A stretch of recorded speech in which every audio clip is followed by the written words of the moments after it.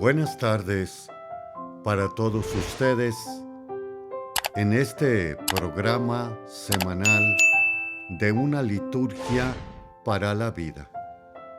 Les comparte estos momentos el Padre Víctor Anguiano de la Diócesis de San Cristóbal de las Casas, Chiapas, México. También pueden acceder a otros medios de comunicación, como es iHeartRadio, Amazon Music, YouTube Music, Apple Podcasts, como Spotify. Estamos en el quinto domingo de Pascua, centro de nuestra fe, a tal grado que nos tuvimos que preparar, no se nos olvide, durante 40 días, para entrar y centrarnos en el trido pascual, viernes, sábado y domingo santos, de la Semana Mayor o Semana Santa. Y ese domingo pascual, o de resurrección o del Señor, todavía lo tenemos que ir asimilando poco a poco durante 50 días. De nuevo, semana 5 de Pascua.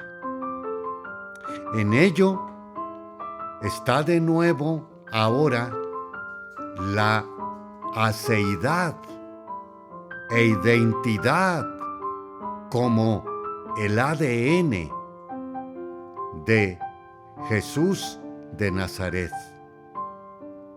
como lo veíamos la semana pasada.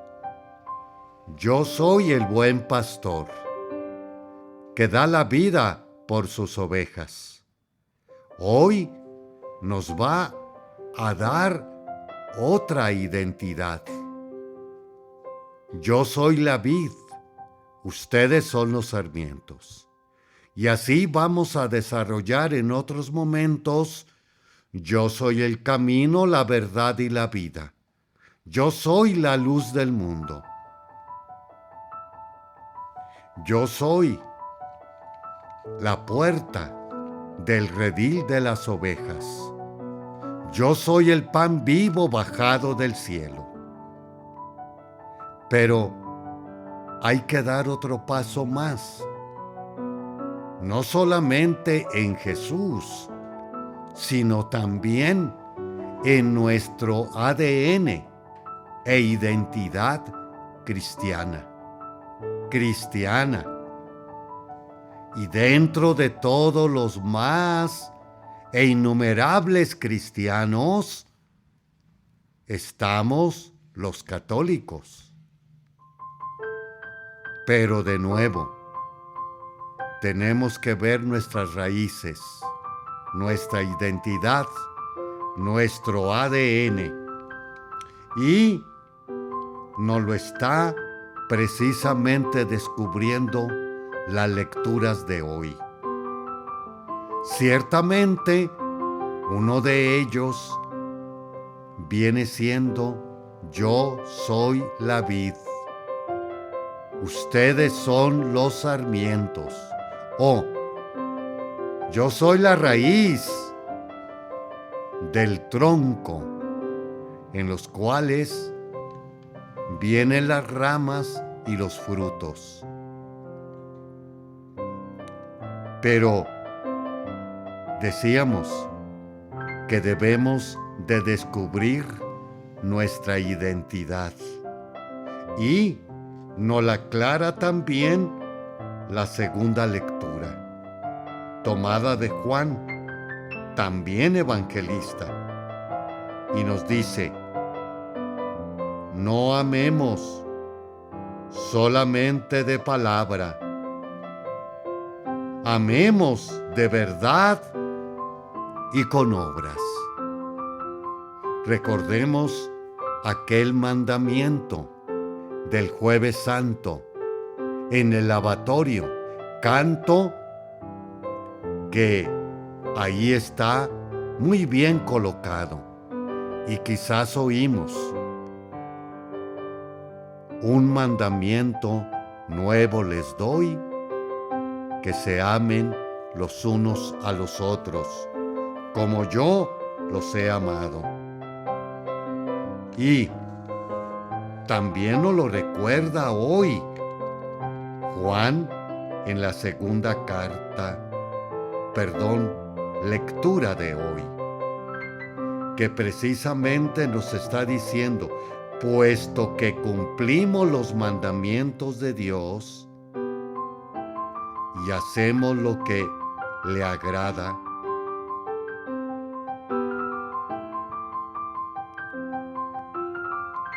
el amor debe de estar basado en la verdad. Regresémonos al inicio de la carta. No amemos solamente de palabra, amemos de verdad. Y recordemos también el Señor. Otra identidad: yo soy el camino, la verdad y la vida. ¿Y qué es la verdad?, le dijo Pilato a Jesús en aquel encuentro que oíamos el Viernes Santo. Yo vine a ser testigo de la verdad, y todo el que es de la verdad escucha mi voz. La verdad los hará libres. Y aquí nos está dando unos aclaraciones acerca de esa verdad, que nos dice: Dios es más grande que nuestra conciencia y todo lo conoce. Si nuestra conciencia no nos remuerde, entonces, hermanos míos, nuestra confianza de Dios es total. Es lo teológico de esta parte. Pero pasemos ahora a la segunda parte, que viene siendo: amemos de verdad y con obras. Obras que van a ser el fruto cuando estemos unidos a la rama al tronco, el tronco a la raíz. Y casualmente, ni tan casual, pero buena reflexión que hacía Monseñor Munilla de España, que decía en el Evangelio, 7 veces se está nombrando: permanezcan en mí. ¿No será esas 7 veces los 7 sacramentos que nos hacen precisamente ayudarnos grandemente a poder dar esos buenos frutos? Puesto que son la savia, el nutriente de la fruta, que en otro momento ya veíamos domingos pasados atrás: quien come mi carne, bebe mi sangre, mora en mí y yo en él. Y después va a decirnos: y vendremos a él y haremos en él nuestra morada. Vamos a hacer un espacio y regresamos. Les agradezco un like, como también alguna suscripción para este programa, que podamos hacerlo cada vez más extensivo dentro de nuestra fe cristiana. Regresamos en unos momentos.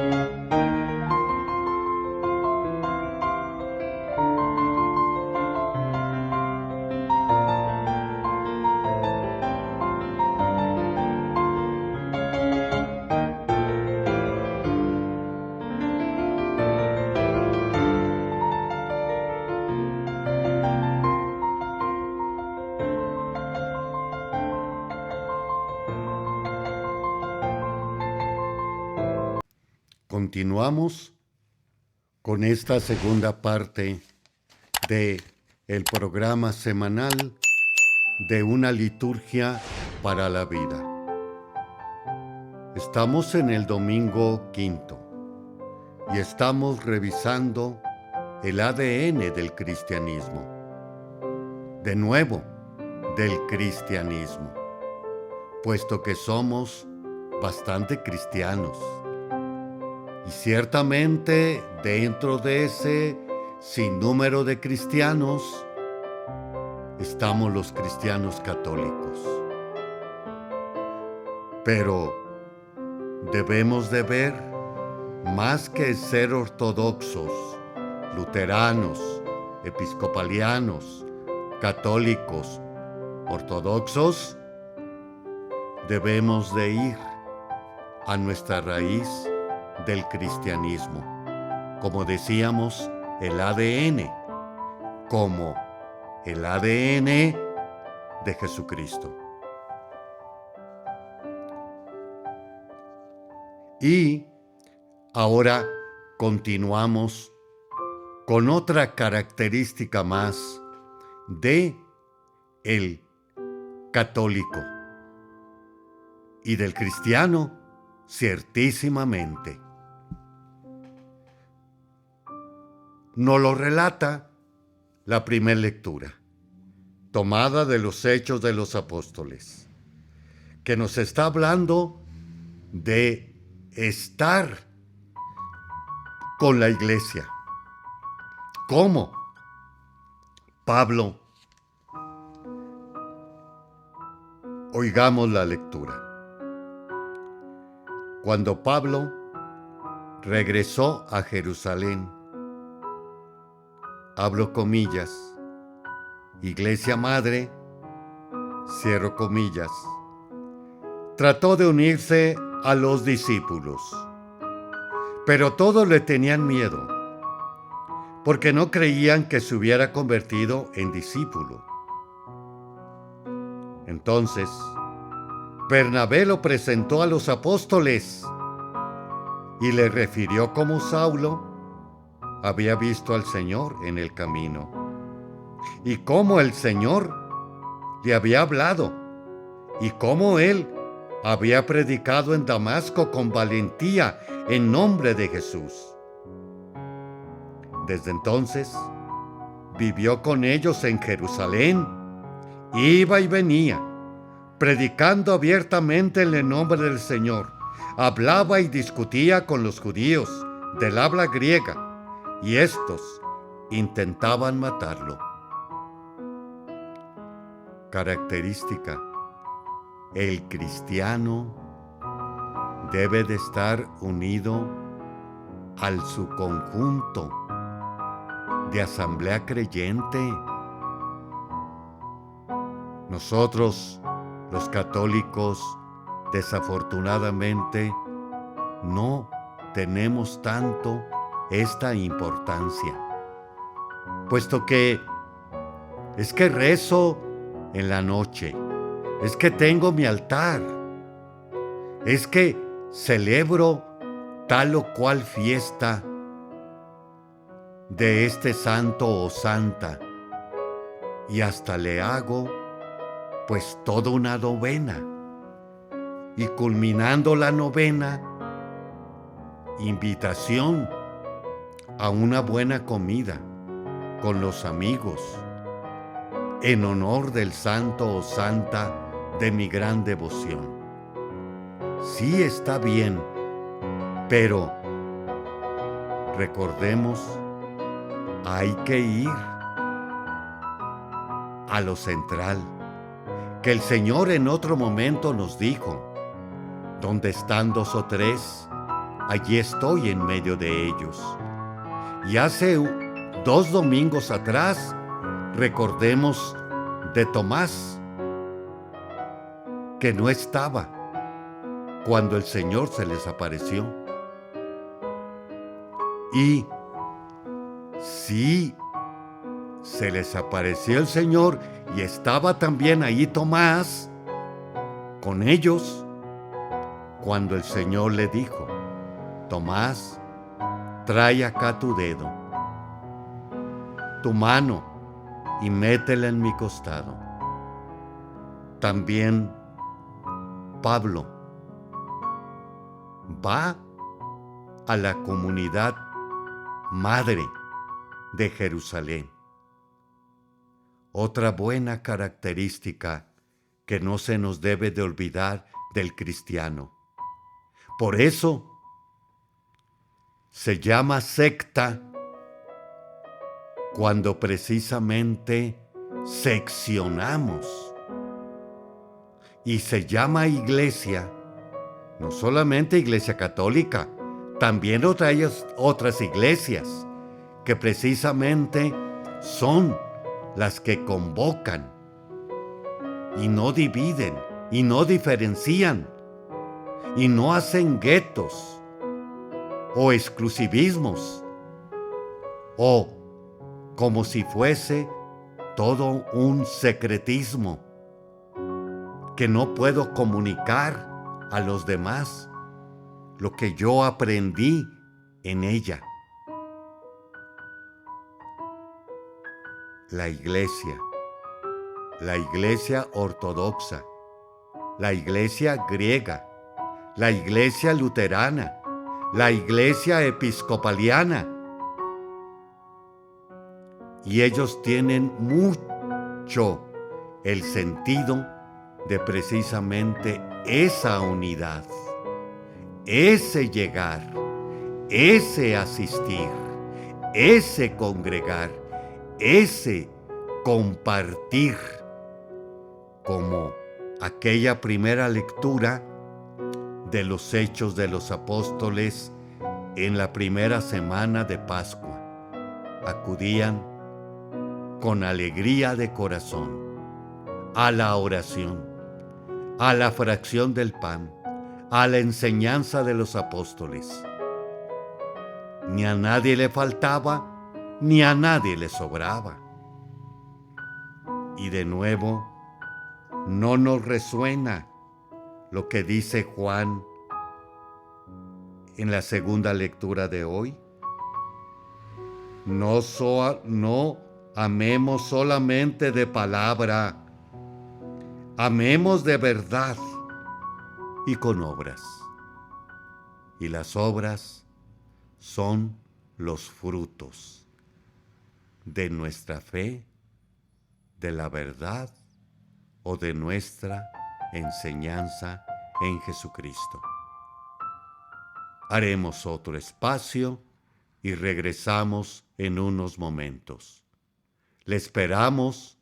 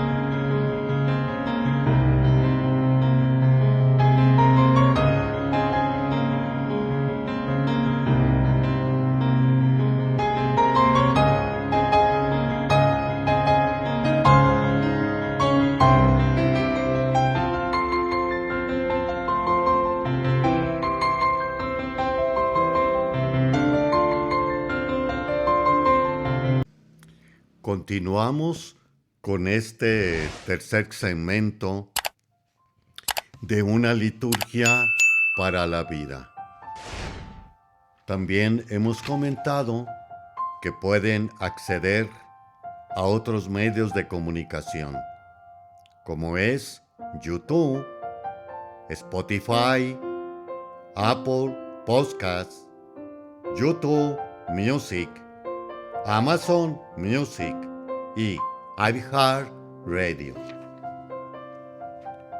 Tercer segmento lo dedicamos a el comentario de la ordenación general del misal romano del padre José Antonio Berenguer, de la editorial Monte Carmelo. El libro es titulado Invitados a tu mesa. Capítulo 44. Nos habla de la liturgia eucarística en el rito de la comunión y específicamente el rito de la paz. El segundo de los ritos preparativos para la comunión es el rito de la paz, del que nos habla en el número 82. Sigue a continuación el rito de la paz, es decir, después del Padre Nuestro. ¿Qué significa? Rito con el que la Iglesia implora la paz y la unidad para sí misma y para toda la familia humana, y los fieles expresan la comunión eclesial y la mutua caridad antes de comulgar en el sacramento. La Iglesia pide la paz y la unidad para todos, y los fieles, los que estamos en la celebración, expresamos la comunión eclesial, que estamos unidos por la fe y en el amor con toda nuestra Iglesia, y la mutua caridad, que nos queremos con el amor del Señor.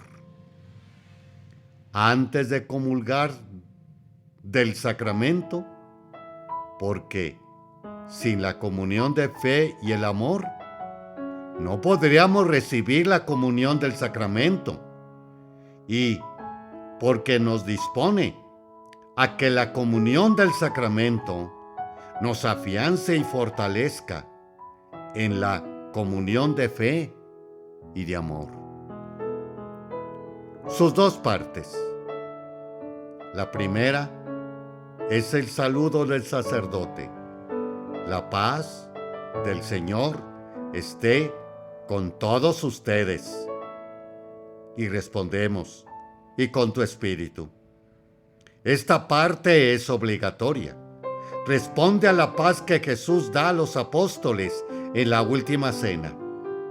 Por eso, la instrucción Redemptionis Sacramentum en el número 71 nos dice: consérvese la costumbre del rito romano de dar la paz un poco antes de distribuir la Sagrada Comunión. Es Cristo el que nos da la paz por medio de su ministro, como la dio a los apóstoles en la noche de la cena. La segunda parte es la invitación. Dense fraternalmente la paz, que, conforme a la tradición del rito romano, sigue diciendo el número 71, esta práctica no tiene un sentido de reconciliación ni de perdón de los pecados, sino que más bien significa la paz, la comunión y la caridad antes de recibir la Santísima Eucaristía. En cambio, el sentido de reconciliación entre los hermanos se manifiesta claramente en el acto penitencial que se realiza al inicio de la misa. El acto penitencial, como los ritos en los que se da la paz antes del ofertorio, se refiere a Mateo 5:23, que manda reconciliarse con el hermano antes de llevar la ofrenda al altar. Significado, pues, distinto de Juan 14:27, para antes de la comunión. Esta parte del rito no es obligatoria, pues dice el misal: luego, si se juzga oportuno, el diácono o el sacerdote añaden: dense fraternalmente la paz. ¿Cómo hemos de realizar este rito? El sacerdote lo hace con el gesto de abrir y cerrar las manos, mientras dice las palabras del saludo. En cuanto a los fieles, después de decir que las conferencias de los obispos establezcan el modo más conveniente, añade: no obstante, conviene que cada uno exprese sobriamente la paz solo a quienes tiene más cerca. Conviene luego, no es obligatorio, pero es muy expresivo, que nos ayuda a avivar en nuestro interior las actitudes de comunión y de caridad con todos, y por eso conviene. Caigamos en la cuenta de 3 palabras de esta frase: sobriamente, solo, cerca. Es decir, de una manera sencilla, sin moverse del sitio, a los más cercanos. Esto mismo lo repite la instrucción en el número 72 y el Papa en la exhortación apostólica Sacramentus Caritatis 49 señala la conveniencia de moderar este gesto, que puede adquirir expresiones exageradas, provocando cierta confusión en la asamblea, precisamente antes de la comunión. Según el número 154, el sacerdote puede dar la paz a los ministros y, por alguna causa razonable, a algunos fieles, permaneciendo siempre dentro del presbiterio.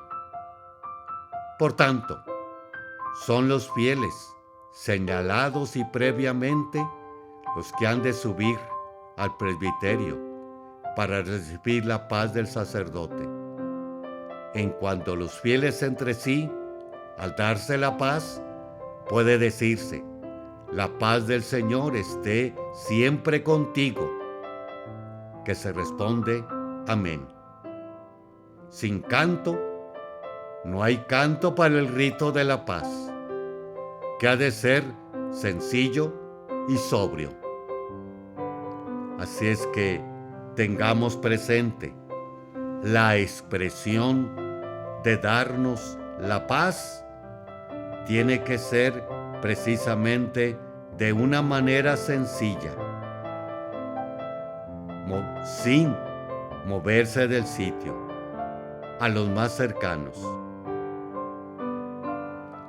Haremos otro espacio y regresamos en unos momentos.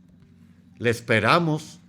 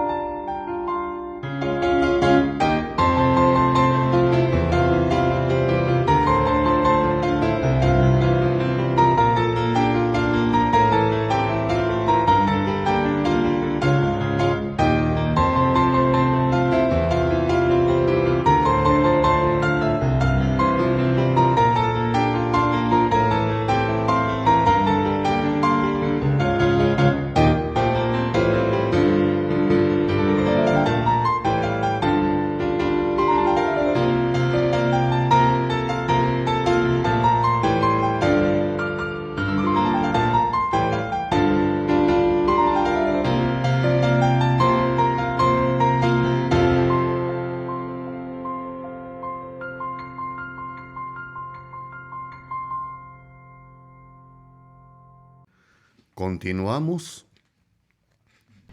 con este cuarto segmento. Vamos ahora a ver los santos y santas de esta semana. El día de ayer, 28 de abril, San Pedro Chanel, 1803-1841. Pedro nació en Francia. Pertenecía a la congregación de los hermanos maristas. Fue enviado a la misión en la Polinesia, a la pequeña isla de Futuna. Empezó su trabajo de evangelización sin muchos resultados. Pero cuando el hijo del rey se convirtió al cristianismo, el rey ordenó su muerte. Pocos días antes de su martirio, aseguró que el cristianismo ya estaba implantado en la isla y que no moriría. Y tenía razón. Él no vio los frutos de sus esfuerzos, pero al poco tiempo de su muerte, todo el pueblo abrazó la fe católica. La vida de Pedro nos anima al convencimiento de que el fruto de cualquier acción no se debe al propio esfuerzo, sino a la gracia de Dios, que usa a las personas como instrumentos. San Pedro Chanel vivió profundamente lo que dice el catecismo en relación a la gracia. La caridad de Cristo es en nosotros la fuente de todos nuestros méritos ante Dios. Número 2011 del Catecismo de la Iglesia Católica. San Luis María Griñón de Montfort, año 1673-1716. Nació de una familia pobre francesa. Siempre se identificó con los más necesitados. Desde muy niño se distinguió por una fe viva, demostrada en el hecho de que identificaba su lugar y fecha de nacimiento por el lugar y fecha de su bautismo. Al ordenarse sacerdote, estuvo destinado como capellán de un hospital. Más tarde, se dedicó a predicar misiones parroquiales y vivió en gran austeridad. Predicaba con mucha pasión y ejercía un gran atractivo entre los más pobres. Esto suscitaba críticas y recelos por parte de otro sector del clero. Perseveró en su misión, en lo que animaba mucho al pueblo a recibir la Eucaristía diariamente y a la imitación de la Santísima Virgen María. En 1715 fundó la Congregación de Misioneros de la Compañía de María y muchos escritos sobre la devoción a la Santísima Virgen María han tenido mucha influencia en la espiritualidad de la Iglesia. Su mensaje reflejaba muy bien lo que dice el Evangelio sobre la Eucaristía.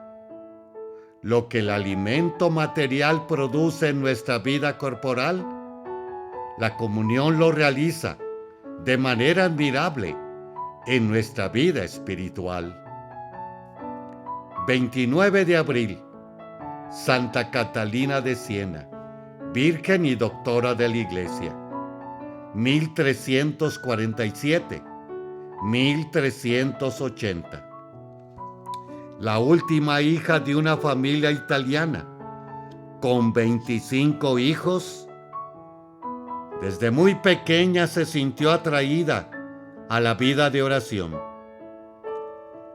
Se resistió fuertemente a la insistencia de su madre de que contrajera matrimonio, siendo aún adolescente. A los 15 años se unió a los terciarias dominicas y siguió viviendo en el hogar familiar y haciendo desde allí muchas obras de caridad. Pero también se sintió muy atraída a la acción por la justicia en la sociedad y en la iglesia.